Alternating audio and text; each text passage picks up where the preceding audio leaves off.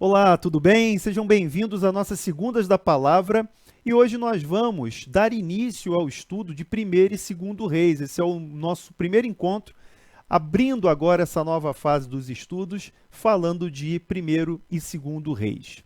É uma pergunta que eu queria deixar aqui inicialmente para você pensar, para você meditar, e aí se você já quiser responder aí no chat, na nossa transmissão, você pode fazer isso. A pergunta é a seguinte: o que Reis tem a ver com Deuteronômio? Eu quero deixar essa pergunta para você pensar durante o estudo e eu sei que você vai poder me responder aí durante a nossa abordagem do livro.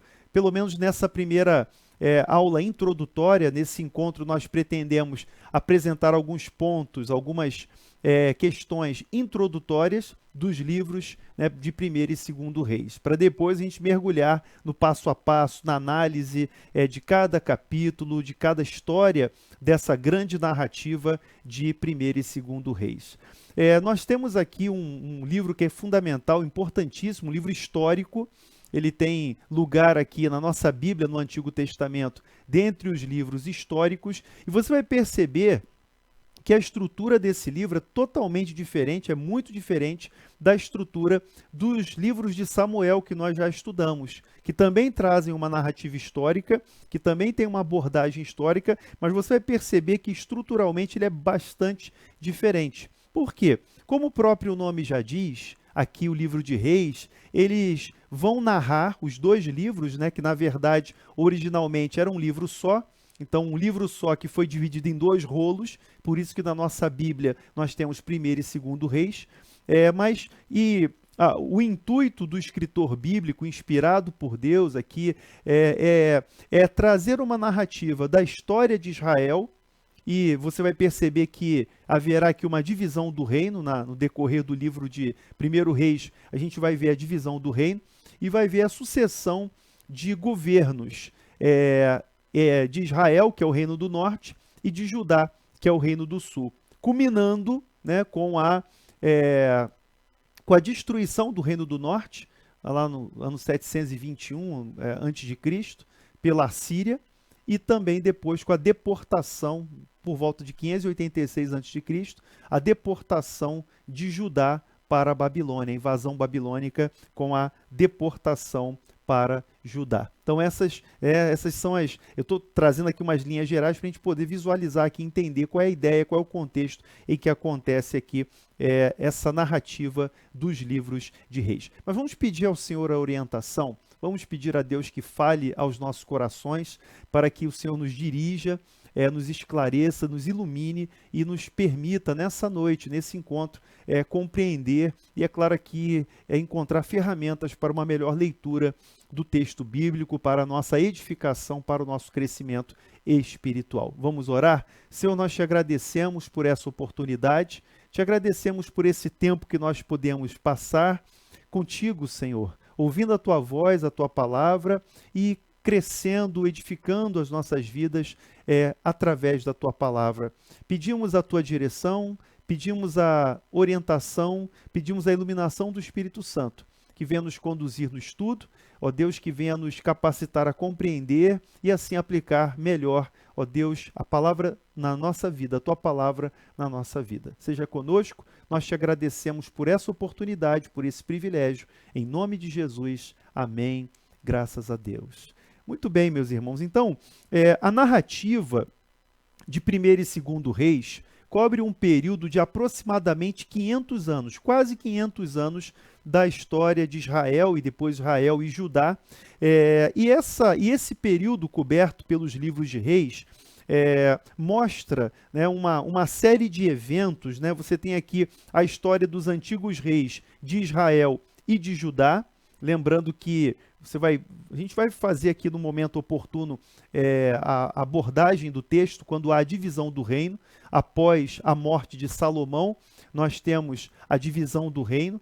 E se você lembra alguns comentários que eu fiz anteriormente nos encontros sobre Samuel, a gente percebia sempre uma animosidade entre os homens de Israel e os homens de Judá.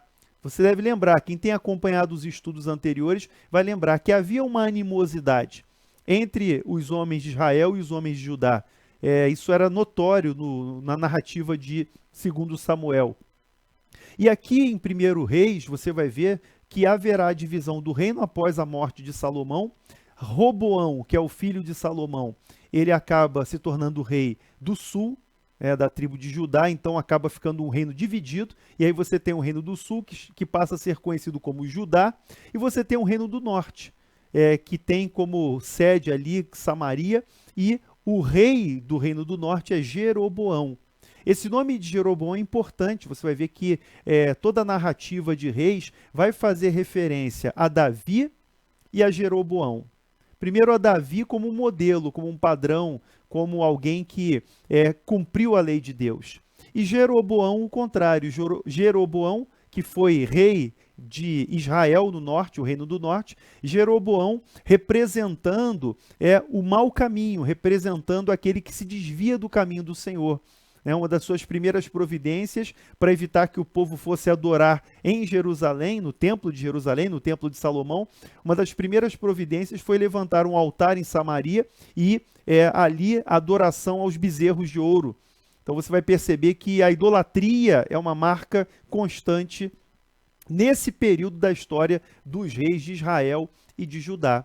Então, os livros de reis, o 1º e 2º reis, que eu já disse no início, que na verdade eles formam um livro só, mas que foi dividido pela extensão, ele foi dividido em 2 rolos. Por isso que nós temos 1º e 2º reis, mas a história é uma história contínua. Vai perceber que a narrativa é uma narrativa contínua durante todo esse período de aproximadamente 500 anos, tá bom? Então você tem aqui, dentro do contexto geral dessa narrativa, o surgimento e a queda de reinos. Você vai perceber que nesses livros começam a surgir nações estrangeiras poderosas. Até então, você vai perceber que até então, os conflitos de Israel eram com os filisteus, eram com os amorreus, né, os remanescentes ali de Canaã. Você vai ver que era sempre aquela luta localizada, aquela guerra localizada, né, com os povos vizinhos de Canaã. E você vai perceber agora o surgimento de nações, a Síria. Você vai perceber a própria Síria, né? Síria, Assíria e, por fim, a Babilônia, que se torna a grande potência mundial e vem, ao final aqui dessa narrativa, vem a invadir Jerusalém, fazer o cerco de Jerusalém e levando a deportação dos filhos de Judá lá para a Babilônia. Então a gente vai ver esse fim triste, né, da narrativa, já fazendo um spoiler aqui. Nós temos um fim de história muito triste, mas ao mesmo tempo uma esperança. A esperança de que Deus vai preservar o seu remanescente fiel. Então, essa narrativa aponta o surgimento e a queda de reinos, e aí você vai ver a Síria e depois a queda da Síria. E é interessante esse relato histórico de reis, porque quando você for estudar os profetas mais adiante, quando a gente for estudar os profetas, a gente vai ver que alguns profetas profetizaram no reino do norte, outros profetizaram no reino do sul. Então, às vezes, um profeta era de Judá, mas profetizava em Israel. Então, vai ser fácil, depois de estudar o livro de Reis, visualizar, compreender o contexto dos profetas, sobretudo os profetas pré-exílicos, os profetas que foram levantados por Deus antes do exílio da Babilônia, antes da queda de Samaria, antes da queda de Jerusalém. Então você vai compreender esses profetas, sejam os profetas maiores ou os profetas menores, que são desse período pré-exílico. Aqui mesmo no livro de 1º e 2º Reis, nós temos alguns profetas destacados. Você vai ver a profecia você vai ver o ministério profético de Elias, de Eliseu, Isaías. Isaías já figura aqui, porque Isaías faz parte desse período, né? Lembra que lá no livro de Isaías, você vai encontrar, né, a referência do capítulo 6, uma referência histórica, no ano da morte do rei Uzias. Isaías diz que viu o Senhor assentado no alto e sublime trono. Então você tem Isaías dentro desse período histórico também registrado aqui nos livros de 1º e 2º Reis. E outros profetas, né, que também fazem parte dessa narrativa, e a voz profética que é muito importante, porque a voz profética ela vem trazer uma correção, ela vem trazer aqui sempre uma repreensão, porque o povo se desvia dos caminhos do Senhor e principalmente porque os seus líderes, os seus governantes se desviam da vontade de Deus. Então, dessa narrativa de quase 500 anos dos livros de Reis, nós temos aqui grandes promessas, enormes fracassos, nós temos tragédias, muitas tragédias, momentos realmente dramáticos da história e, ao mesmo tempo, a esperança. A esperança de quê? De que Deus, na sua misericórdia, que Deus, na sua graça, vai restaurar, de que Deus vai guardar o seu remanescente fiel, o seu povo escolhido, e assim a aliança do Senhor permanecerá. O povo escolhido de Deus se desvia. Então você vai perceber que a linha, né, de narrativa aqui de 1º e 2º Reis aponta para esse desvio constante do povo escolhido de Deus. Por quê? Eu queria perguntar, né, pensar com você um pouquinho sobre isso. Por que aquele povo, que era o povo separado, que era o povo escolhido, que era a nação santa, a ideia do Antigo Testamento em relação a Israel era que fosse uma teocracia. Então nós temos aqui uma teocracia, até que o reino vai se dividir. Então, a partir do momento em que o reino se divide, né, você não tem mais a teocracia de Israel. Então é importante a gente ter essa noção também histórica e dessa configuração do povo de Israel como povo escolhido por Deus e chamado para ser uma nação teocrática. Isso você vai ver claramente no reinado de Davi. Você vai entender isso, e por isso que a gente sempre fala, por que Davi é conhecido como homem segundo o coração de Deus? Porque Davi procurou fazer a vontade de Deus. Davi procurou obedecer à lei de Deus. Ele procurou, mesmo nas suas falhas, ele procurou arrependimento.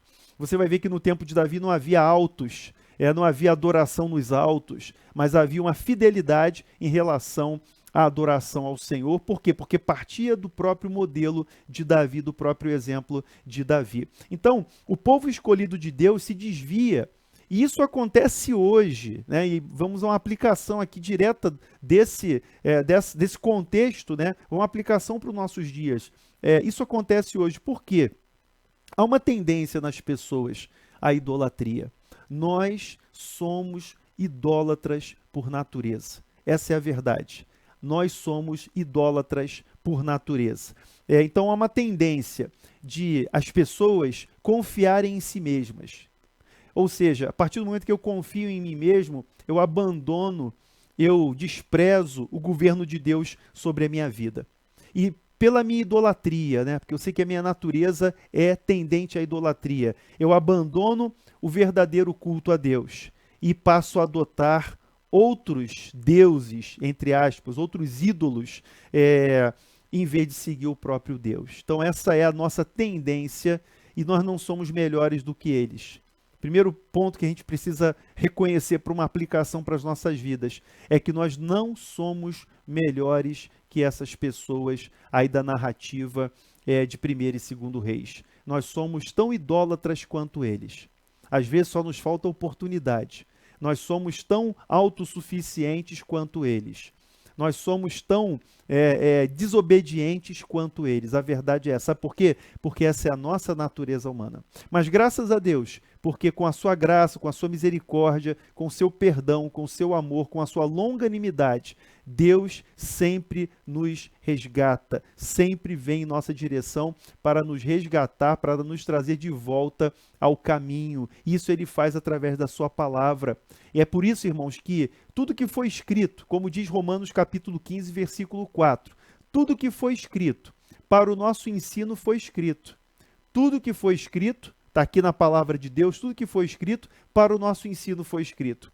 Para que através desse ensino, através da consolação das Escrituras, nós tenhamos esperança. Então esse é o propósito de Deus. Deus deixou essa Escritura para a gente gente possa ter a orientação e através do registro histórico, mesmo que você não tenha aqui, né, um livro doutrinário. O livro de Reis, 1º e 2º Reis, não é um livro doutrinário, como, por exemplo, a carta aos Efésios, a carta aos Romanos, não é um livro doutrinário, é um livro histórico, é uma narrativa histórica. Mas toda a história bíblica é a narrativa de Deus para nós, é a fala de Deus para nós. Então nós temos que recebê-la sempre como palavra de Deus e entender que nós não somos melhores do que aquele povo daquele tempo. Nós não somos melhores do que Acabe, do que Jezabel, nós não somos melhores do que Salomão, não somos melhores. Nós somos humanos como eles, nós somos falhos como eles, nós somos idólatras como eles foram também. Mas nós precisamos nos socorrer na graça de Deus, no amor, na misericórdia do Senhor, para que em tempo oportuno, né, o Senhor venha aqui a usar de misericórdia para conosco e nos livrar dos nossos próprios pecados. Eu queria também trabalhar agora nessa introdução o valor dos livros de Reis. Qual o valor desses livros para nós? Quais são os pontos que nós precisamos ressaltar aí? Primeiro que a história de Reis trata, em grande parte, dos relacionamentos entre o povo de Deus e seus vizinhos, tanto em redor quanto dentro da própria terra. Então nós vamos perceber isso. Primeiro elemento de valor que nós precisamos destacar é essa. A narrativa dos relacionamentos entre o povo de Deus, seus vizinhos e entre eles mesmos, as tribos de Israel no Antigo Testamento. O autor de Reis, ele não se propõe aqui a fazer um relato amplo e exaustivo desse período. Lembra que são quase 500 anos. A ideia do autor aqui, inspirado por Deus, lembra que toda a escritura é inspirada por Deus. O autor bíblico humano, ele não faz um relato exaustivo de todo esse período. Isso aqui não é um livro de história comum, né? Como a gente costuma ter aquela narrativa de fatos, de datas. Não é isso que ele tem como intuito. Na verdade, ele faz uma seleção. Ele é muito seletivo, tanto nas fontes que ele buscou aqui, você vai ver que o próprio texto se refere às fontes, os livros dos reis, nas crônicas dos reis e tal. Então você vai ter sempre essa referência às fontes. Existem fontes que são extra-bíblicas, que você vai poder comparar com os dados históricos. Então, por exemplo, você vai saber pela história, independente da Bíblia, você vai saber que pela história houve um império assírio, houve uma ascensão da Assíria, houve uma ascensão da Babilônia, o Egito. Toda essa história, independentemente do texto bíblico, existe. Então você vai fazer, ao mesmo tempo, encontrar o texto bíblico com seu conteúdo e fazer a comparação com o relato histórico humano, aquilo que foi registrado na história da humanidade, na história antiga. Então, o autor aqui ele não se propõe a fazer uma análise exaustiva desses quase 500 anos, mas ele seleciona, ele faz um recorte, né, como se fala aí na academia, ele faz um recorte para ilustrar o controle superior de Deus sobre a história, mesmo quando isso não é tão óbvio para os observadores. Eu queria ressaltar essa frase, tá? Então, o autor faz um recorte, ele faz aqui uma seleção dos eventos principais, dos personagens principais desse período histórico, para quê? Para mostrar o controle superior de Deus sobre a história. Para mostrar, sabe o quê? Que Deus é o Senhor da história, que Deus é o Senhor das nações, que Deus reina, que Ele governa sobre todas as coisas. Então, esse propósito é cumprido pelo historiador através de um uso criterioso de fontes e pelo destaque da vida de determinados indivíduos. Ele vai fazer isso, então, destacando principalmente a vida dos reis e de outros indivíduos como os profetas, Elias, Eliseu e outros também nessa narrativa. Então, ele vai fazer, através desses elementos, a ilustração, uma demonstração de que Deus é o Senhor da história, de que Ele governa todas as coisas. Como já falei inicialmente, eu repito, os livros de Reis são uma obra unificada e, claro, muito provavelmente os autores, os comentaristas, eles não arriscam, até porque os livros não dizem quem é o autor humano, você não tem uma identificação de quem foi o escritor humano, mas diz-se, entende-se, de acordo com os estudiosos, que os dois livros teriam sido obra de um só autor, de um só escritor.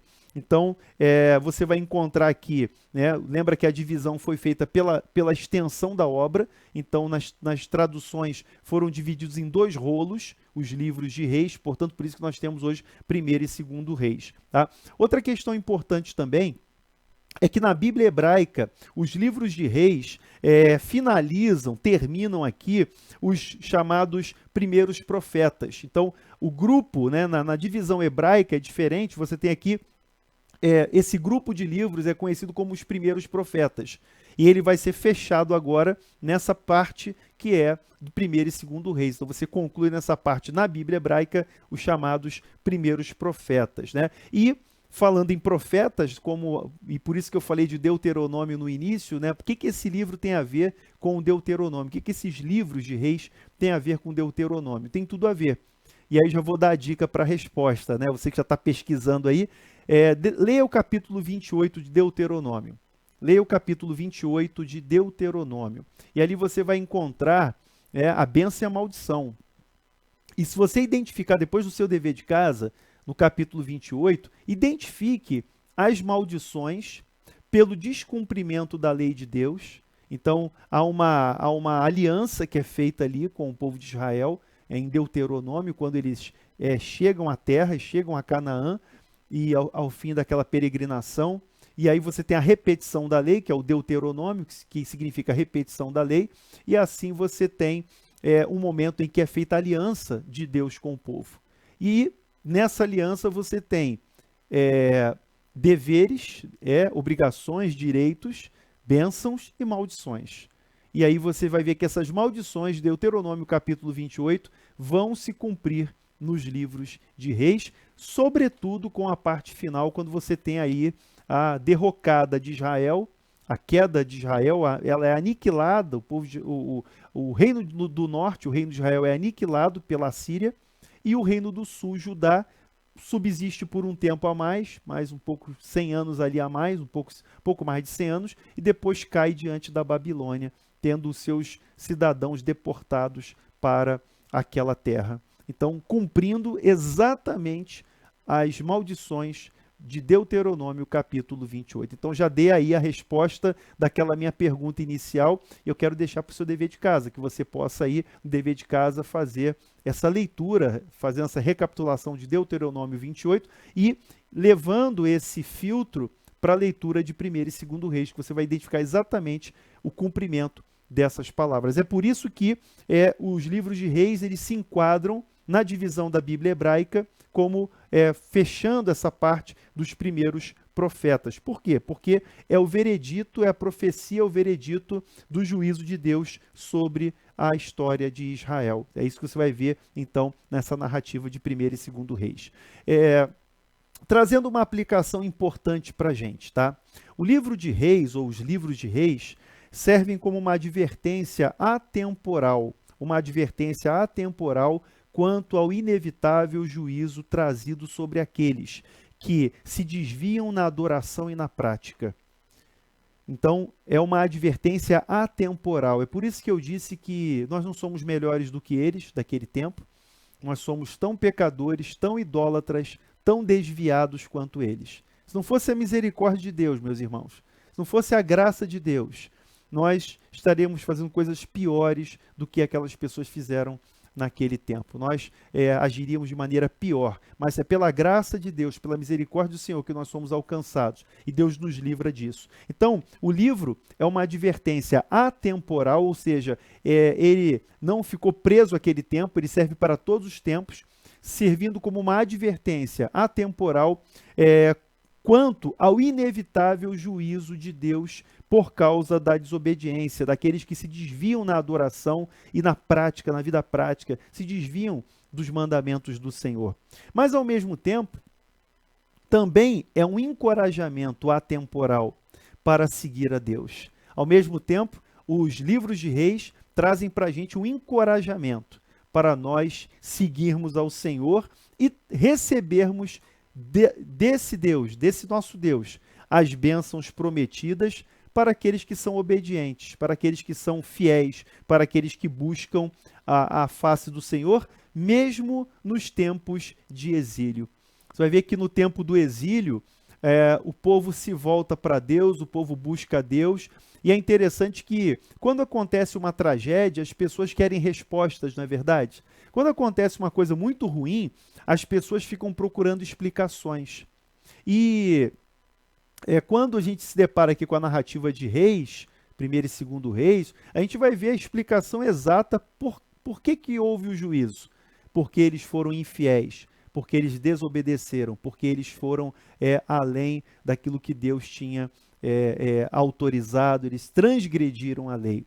Pode surgir uma pergunta agora interessante, né? Você pode dizer assim, Marcelo, lá em Romanos capítulo 6, versículo 14, acho que é Romanos 6,14, diz que porque estáis debaixo da graça, não debaixo da lei. Né? Então, às vezes, as pessoas dizem assim, olha, estamos debaixo da graça, Marcelo, então o que eu tenho que obedecer dos mandamentos? A gente é salvo pela graça, a gente não é salvo pelas obras. Olha, que é verdade, nós somos salvos pela graça. E é isso que eu estou falando desde o início aqui desse estudo. Nós somos salvos pela graça, não somos salvos pelas obras, não somos salvos por obras. Mas é importante nós entendermos que a lei, e aí agora eu me refiro aqui aos 10 mandamentos, eu me refiro ao decálogo, quando eu falo de lei, eu falo aos mandamentos, porque a lei moral de Deus não caiu. A lei moral de Deus não caducou, irmãos. Então nós, sim, obedecemos aos mandamentos hoje. Aos mandamentos, sim, obedecemos. Como norma de gratidão. Como filhos de Deus, que amamos o nosso Pai Celestial. Nós queremos andar conforme a vontade dEle, obedecer à vontade dEle. Dá para entender isso? Nós não estamos sem lei hoje. Paulo explica isso em Romanos capítulo 6. Ele diz, olha, o que faremos? Vamos pecar mais para que a graça seja mais abundante? Não, de maneira nenhuma. Como é que nós vamos viver no pecado se nós morremos para o pecado? Nós morremos para o pecado e nós ressuscitamos em Cristo Jesus. Nós nascemos de novo para servir a Deus em novidade de vida. E é isso que representa o nosso batismo. E é isso que representa nós caminharmos em santidade, buscando a face do Senhor, cumprindo a sua vontade, obedecendo os seus mandamentos. Então é importante a gente fazer esse destaque, porque muita gente hoje confunde esse texto, dizendo, olha, a gente está debaixo da graça, a gente não está debaixo da lei, não tem que obedecer mandamento nenhum. Essa é uma falsa doutrina, essa é uma interpretação equivocada. Nós obedecemos sim aos mandamentos, não para sermos salvos, mas porque nós fomos salvos pela graça do Senhor. Então, por isso que o livro de Reis é um encorajamento à obediência, porque a obediência traz bênçãos de Deus.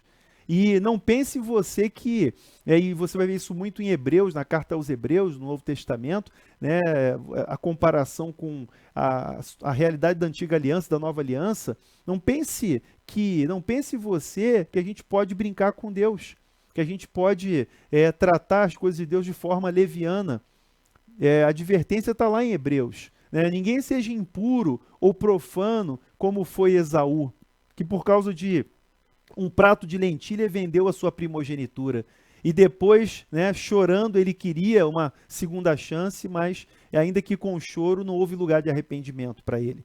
E você vai ver na narrativa de Hebreus, lá no Novo Testamento, a comparação com os exemplos do Antigo Testamento. Então, não pense que Deus mudou o seu critério. Deus não mudou o seu critério. Mas nós temos que entender que em Cristo Jesus, Cristo foi quem cumpriu toda a lei.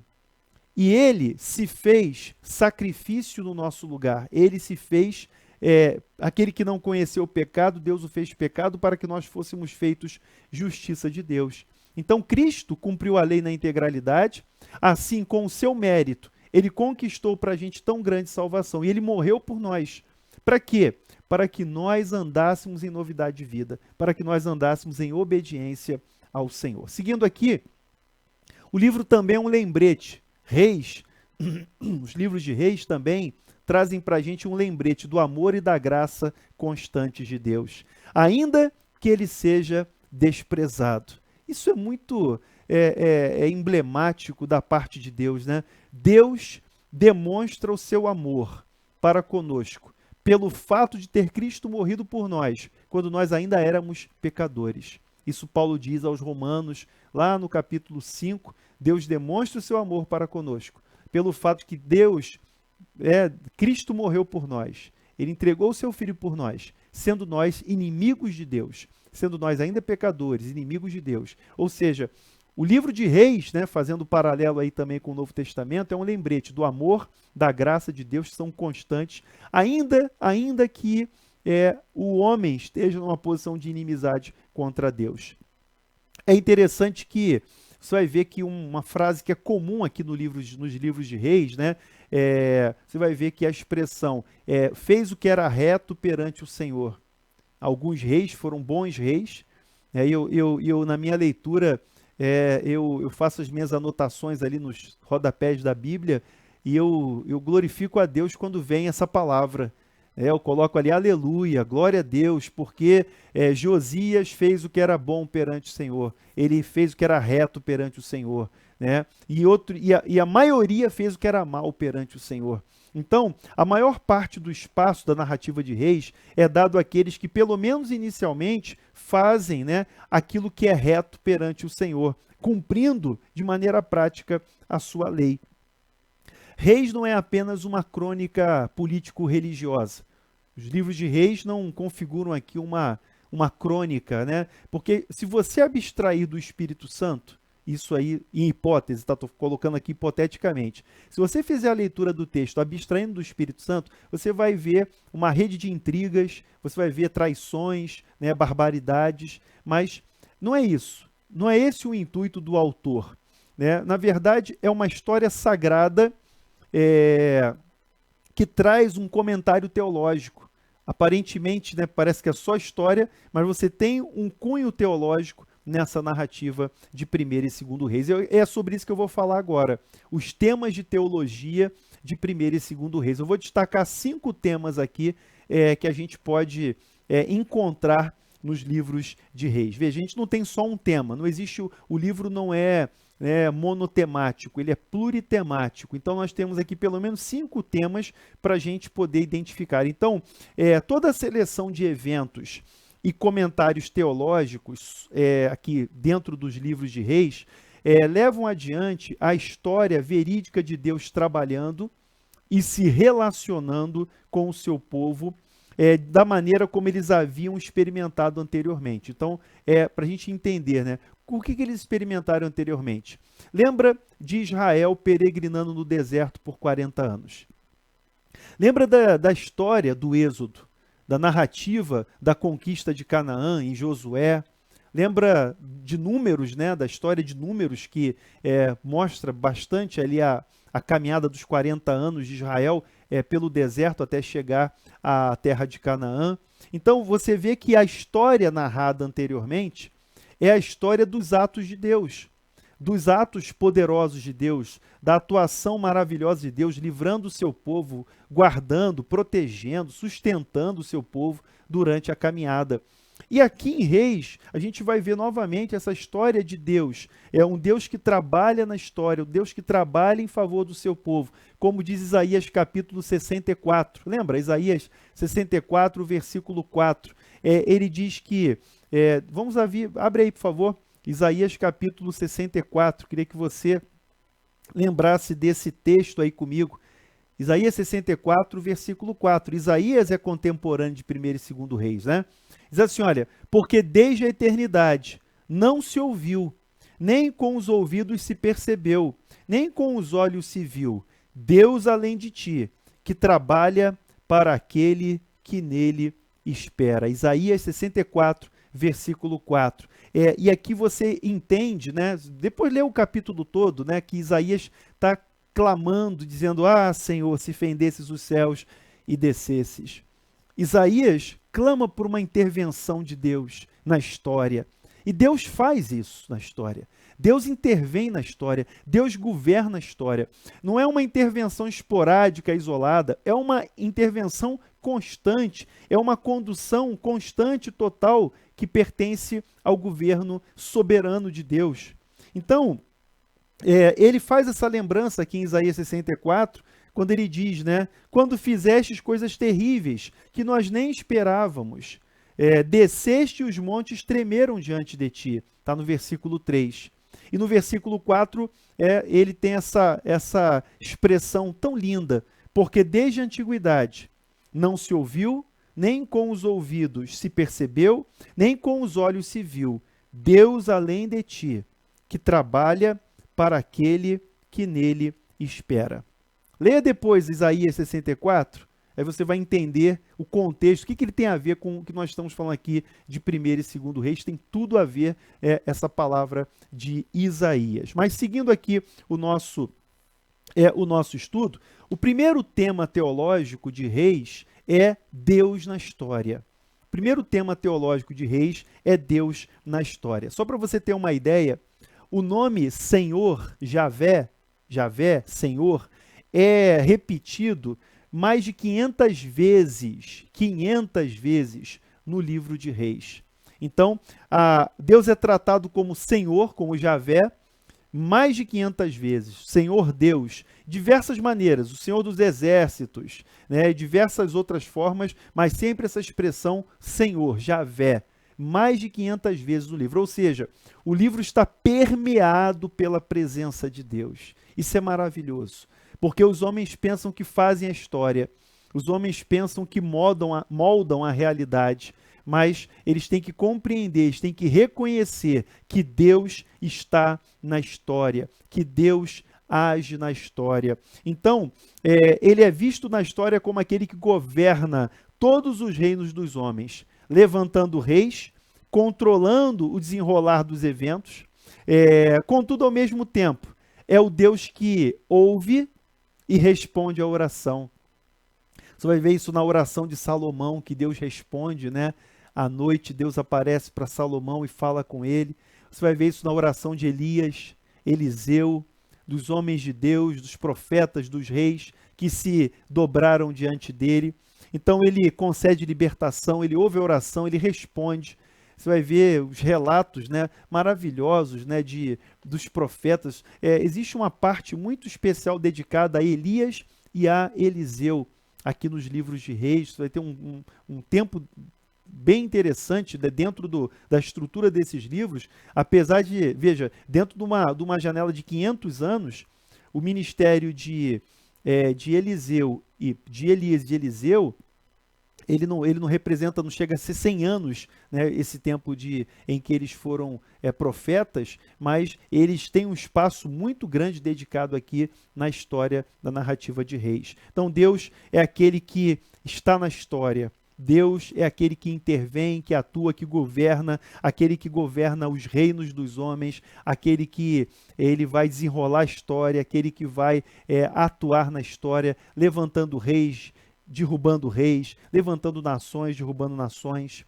O segundo ponto teológico é Deus no julgamento. Deus no julgamento. Então, deixar de adorar a Deus e de cumprir a sua lei foram atitudes que inevitavelmente levaram aqui a tendência a adorar outros deuses e romper o primeiro mandamento. Lembra do primeiro mandamento? Não terás outros deuses diante de mim. Então, os livros de Reis trazem constantemente a denúncia da idolatria. E veja, em vez de retirar os altos, preste atenção nessa expressão durante a leitura do livro, o rei tal não retirou os altos, né? Contudo, as pessoas continuavam adorando nos altos. Então, é uma repetição constante dessa expressão para mostrar a denúncia, né? O escritor bíblico inspirado, ele quer denunciar a idolatria, o desvio da lei do Senhor. Esse é um tema característico aqui da narrativa, para a gente entender o julgamento de Deus. Então, Deus no julgamento, Deus no juízo, é um dos temas teológicos importantes aqui dos livros de Reis. O tema da lei prevalece como padrão pelo qual os reis eram julgados e os seus reinos eram avaliados, para saber se eles haviam feito o que era bom ou mal perante o Senhor. Então, quando você vê, por exemplo, Josias, né? História linda da narrativa de Josias, você vai ver um momento em que se descobre o livro da lei. O livro da lei estava abandonado ali, esquecido, e eles fazem ali uma faxina no templo e acham o livro da lei. Irmãos, que narrativa maravilhosa, né? Quando a gente lê aquilo ali, a gente fica, né, tocado pelo Espírito Santo, de lembrar que a lei do Senhor não pode ficar esquecida num canto da nossa vida, né? A Bíblia não é para ser um adorno da nossa casa, a Bíblia é para ser lida, é para ser objeto da nossa meditação, é para ser a orientação da nossa vida. Então, aquele achado do livro da lei levou a um avivamento naquele tempo, levou a uma restauração da aliança. Então, é uma passagem linda. Então, o tema da lei sempre vai aparecer, sempre vai ser relembrado. O que resulta desse tema de fracasso em cumprir a lei é o julgamento retributivo. Então, diante do fracasso do povo, no cumprimento da lei, na obediência, por causa do seu desvio, da sua idolatria, vem o juízo de Deus. Então, o resultado é a separação do povo de Deus da sua terra. Lembra que a promessa lá em Deuteronômio é que, enquanto eles forem fiéis, eles vão permanecer na terra. E se eles forem infiéis, eles serão desarraigados da sua terra. Então, isso é e lá em Deuteronômio 28, você vai ver o juízo de Deus fazendo com que eles fossem espalhados por todas as nações da terra. Isso aconteceu, de fato, na história de Israel. Então, E Deus mesmo assim, né, usa da sua misericórdia no exílio, faz com que o povo volte para a terra, depois com Neemias, com Esdras, no momento posterior, depois de 70 anos de cativeiro. Então Deus é aquele que restaura, é aquele que sempre traz de volta, aquele que, com a sua misericórdia e seu amor, ele restaura o seu povo. Terceiro ponto aí teológico, terceiro tema teológico dos livros de Reis é Deus como libertador.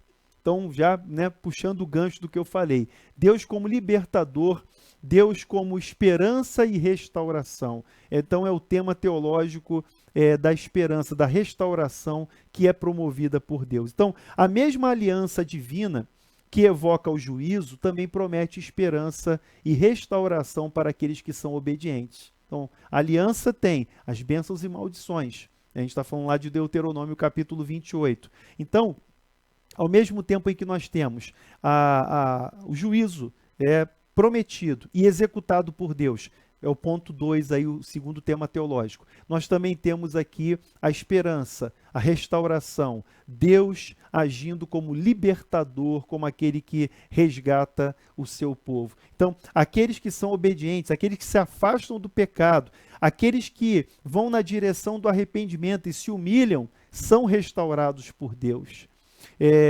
Deus também sustenta o potencial de redenção.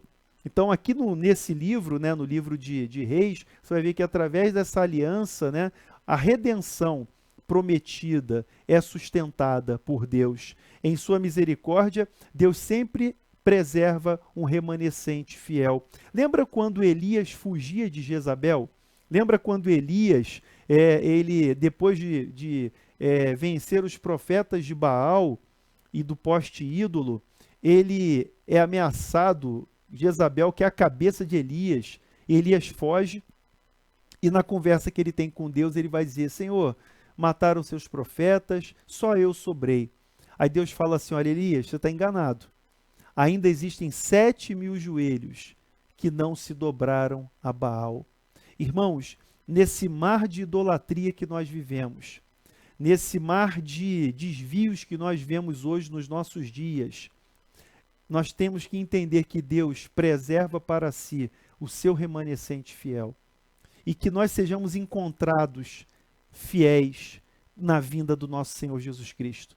Que nós sejamos encontrados fiéis nesse remanescente na vinda do Senhor, de modo que sejamos resgatados por Ele no tempo, na consumação dos séculos. Então essa é a promessa da aliança que se aplica para a gente hoje. Quarto ponto, quarto tema teológico aqui é a promessa de Deus a Davi. E a gente vai fazer a ligação porque o primeiro capítulo, o início de 1 Reis, você vai ver o finalzinho do governo de Davi, do reinado de Davi, a morte de Davi, e aí vem a sucessão de Davi com Salomão.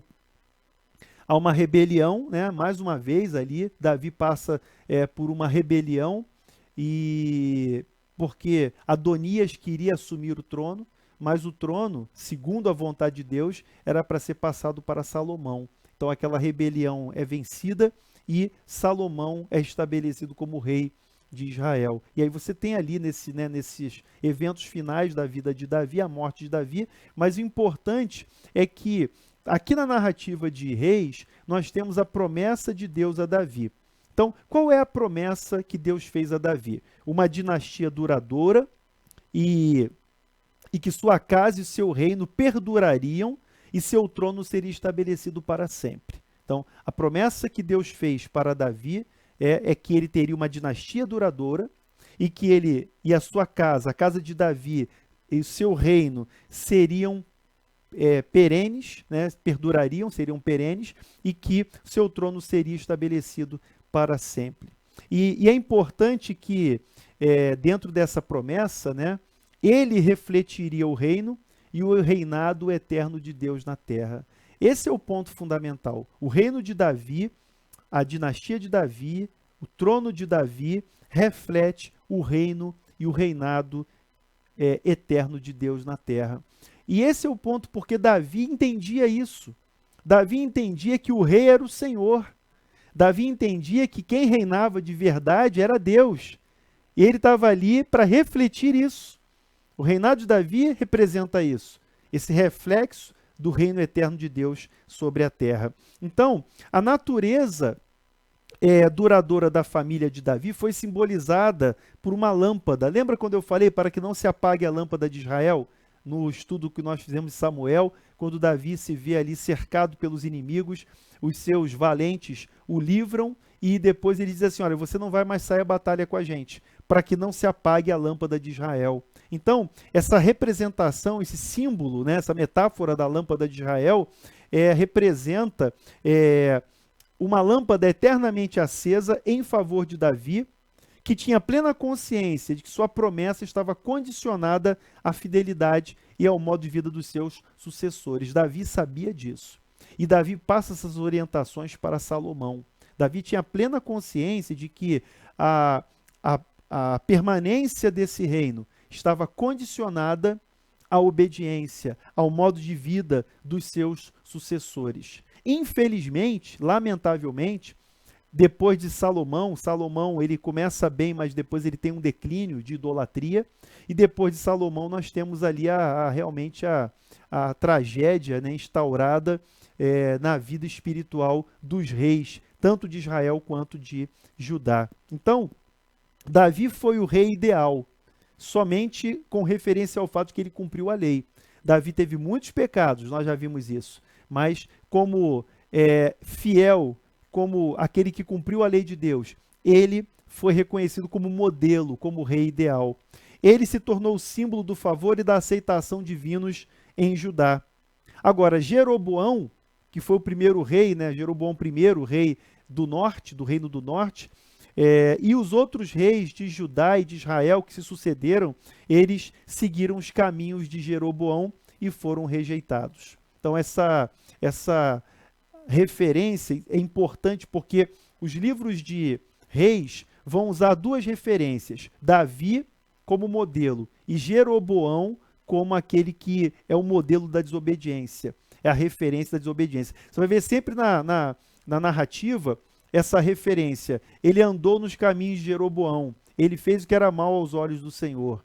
E aí, quando é positivo, ele andou nos caminhos de Davi. Mas você vai perceber que jamais houve rei como Davi. Essa foi a conclusão. Quando eu fiz a leitura dos livros, eu tive essa conclusão. Jamais houve um rei como Davi em Israel. Mas o mau exemplo de Jeroboão foi repetido, foi copiado várias vezes para o mal do povo, para o mal dos seus súditos, para o mal da sua família. Então, as tradições judaica e cristã posteriores entendem que apesar dessa condição, ou seja, a permanência da dinastia de Davi era condicional. Mas apesar dessa condição, Deus manteve vivo um remanescente de seu povo, incluindo a linhagem de Davi. Isso que é fundamental. Sabe por quê, irmãos? É por meio dessa linhagem de Davi que viria o Messias. Você vai ver lá em Mateus, no capítulo 1, né? Mateus capítulo 1, você vai ver Jesus, filho de Abraão, filho de Davi. Jesus é chamado de filho de Davi porque ele é da linhagem de Davi.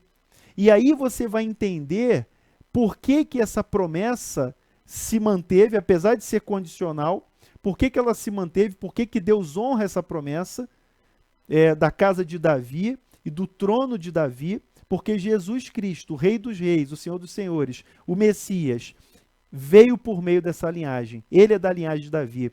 O Messias que governaria todo o seu povo para sempre. O reino de Cristo, o reino do Senhor Jesus Cristo é um reino eterno. Ele é Rei dos Reis e Senhor dos Senhores. Ele reina para sempre. Ele é o Rei por toda a eternidade. Então, com essa mensagem que o livro de Reis vai terminar. Os livros de Reis vão terminar. É como começou. Começou com a linhagem de Davi. Então você vai ver lá no finalzinho, segundo Reis, depois você pode abrir em casa o seu dever de casa. Ele começa com a linhagem de Davi, os livros de Reis. Você tem o fim do reinado de Davi e início de Salomão, sua linhagem. E ele termina também com a linhagem de Davi estabelecida lá no exílio. E chega a Cristo. O Messias é da linhagem de Davi. Último ponto, quinto e último tema teológico, para a gente já concluir aqui o nosso estudo de hoje, que é uma introdução ao livro de Reis, né, os livros de Reis. Nosso objetivo aqui, então, é trazer algumas visões básicas que vão balizar o nosso estudo, a nossa leitura. Então, vai facilitar bastante depois, a partir desse primeiro encontro introdutório. Quando você faz a leitura, você vai identificar esses elementos que eu estou comentando aqui. Então, o quinto ponto teológico, o quinto tema teológico é a profecia. A profecia. A profecia é a força criadora da história e percorre toda a narrativa de Reis de maneira mais ampla do que normalmente é reconhecida. O que isso quer dizer? Aparentemente, as pessoas nem dão atenção, nem percebem, mas a força propulsora do livro de Reis é a profecia. E como eu comentei lá no início, né, como eu falei no início, né, a chave está em Deuteronômio capítulo 28. A chave para entender o livro de Reis é o Deuteronômio capítulo 28. E ali você tem realmente a promessa de bênção e de maldição. E a profecia, ela vai atuar em toda a narrativa de Reis, ainda que de uma forma aparentemente oculta, né? Mas ela é a força criadora da história, ela é a força propulsora de toda a história. A palavra do Senhor chega à nação por meio das declarações dos profetas, frequentemente direcionado aos seus líderes. Então você vai ver os profetas que vão ser levantados por Deus para, junto aos reis, declararem a palavra de Deus, junto ao povo declararem a palavra de Deus. O papel desses profetas, basicamente, era proclamar aos governadores e ao povo a palavra do Senhor que eles tinham recebido. Isso você vai ver na narrativa, sobretudo quando a gente fala de Elias e de Eliseu, né? Elias e Eliseu, eles são profetas importantíssimos aqui nesse contexto. O historiador afirma especificamente quando eventos se cumpriram, cumpriram a palavra do Senhor que lhes fora dada, ou que aconteceram segundo a palavra do Senhor. Então, os profetas vão, né, na narrativa histórica que o historiador vai registrar, quando a palavra de Deus se cumpriu, muito precisamente, ou então quando as coisas aconteceram segundo a palavra do Senhor. Então, autenticando a mensagem de acordo com a tradição deuteronômica. E aí você pode dar uma lida aí em Deuteronômio, capítulo 18, versículos 21 e 22. Tá? Deuteronômio, capítulo 18, versículos 21 e 22. Qual era o teste do profeta? Se o profeta profetizar algo, se alguém disser que é profeta e disser alguma coisa, e essa palavra desviar o povo do caminho do Senhor, então ele é um falso profeta. Esse é o primeiro filtro. Segundo filtro, se o profeta profetizar alguma coisa, disser assim diz o Senhor, e não acontecer segundo aquela palavra, é falso profeta.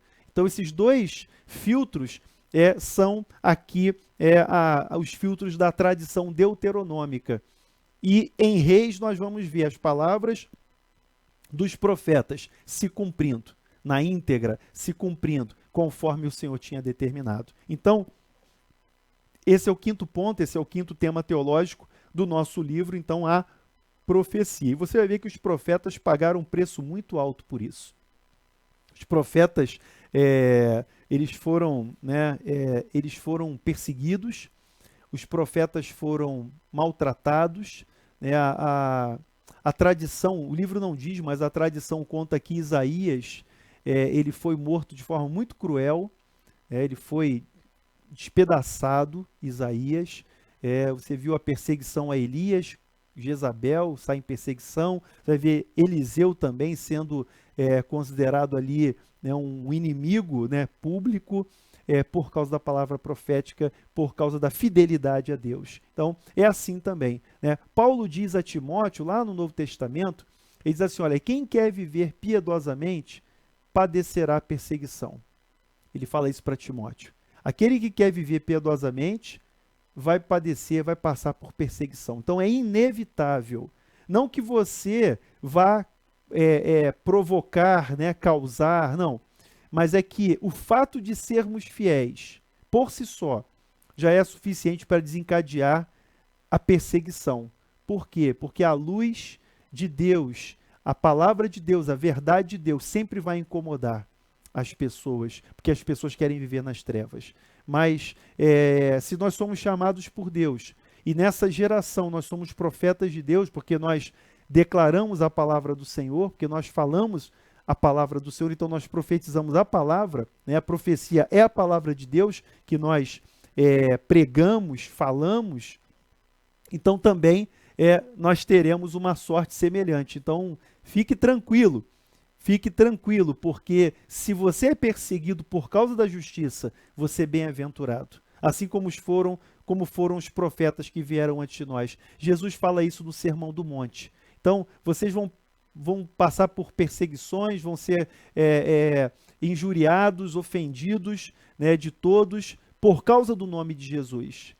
Mas Jesus diz assim, olha, vocês são bem-aventurados quando, por causa da justiça, vos perseguirem. Vocês serão bem-aventurados, porque assim também aconteceu com os profetas que vieram antes dele. E essa é a realidade da nossa vida, irmãos.